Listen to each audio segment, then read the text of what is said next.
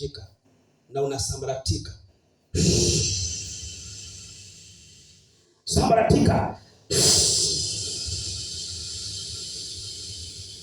Sambaratika. Unaomwachilie.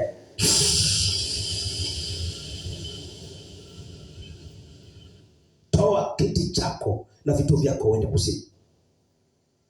Joka jifungue na utoke, kimbia, utoke ndani yake. Pepo joka unaitembea ukitawala tumbo na uzao wake, toka. Toka. Na kuamuru kwa jina la Yesu Kristo aliye hai. Toka na mwachilie. Umemharibia mambo yake mengi, angekuwa mbali, lakini umemtawala vibaya. Sasa nenda, mwachilie amani yake, achilia raha yake, mwachilie ndoa yake. Umeiharibu, umevunja, umemregesha nyuma. Toka na wende. Touch of the Holy Spirit.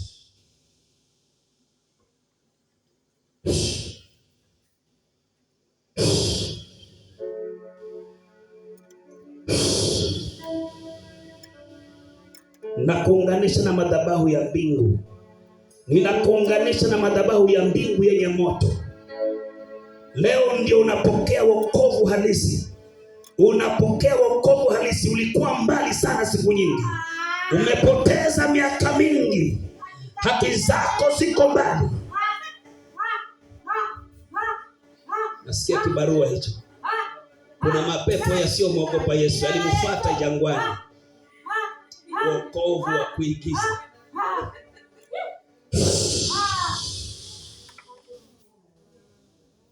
Mapepo hulia kumbako. Lokano na kaka.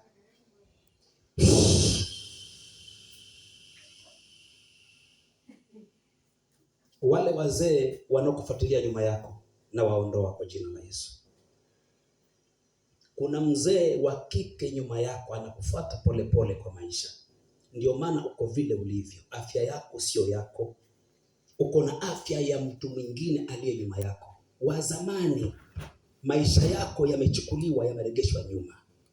Lakini leo regeshewa kwa jina la Yesu.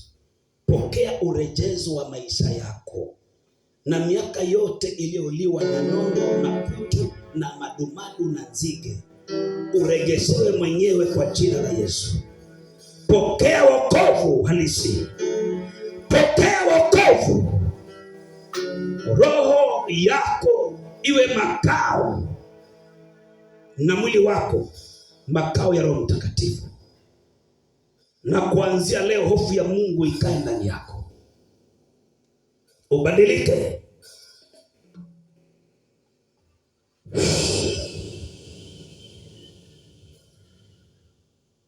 Unazaliwa upya leo. Unazaliwa upya. Hiyo ni nguvu ya Mungu iliyokutembelea kukufungua. Kuna mnyama mdogo ambaye anakuzunguka maisha yako ukiwa umelala hata usiku. Kuna mnyama mdogo anakuzunguka. Huyo ndiye amekufanya uwe vile ulivyo. Na anapokuzunguka wewe, anakuzunguka watoto wako wote. Anazunguka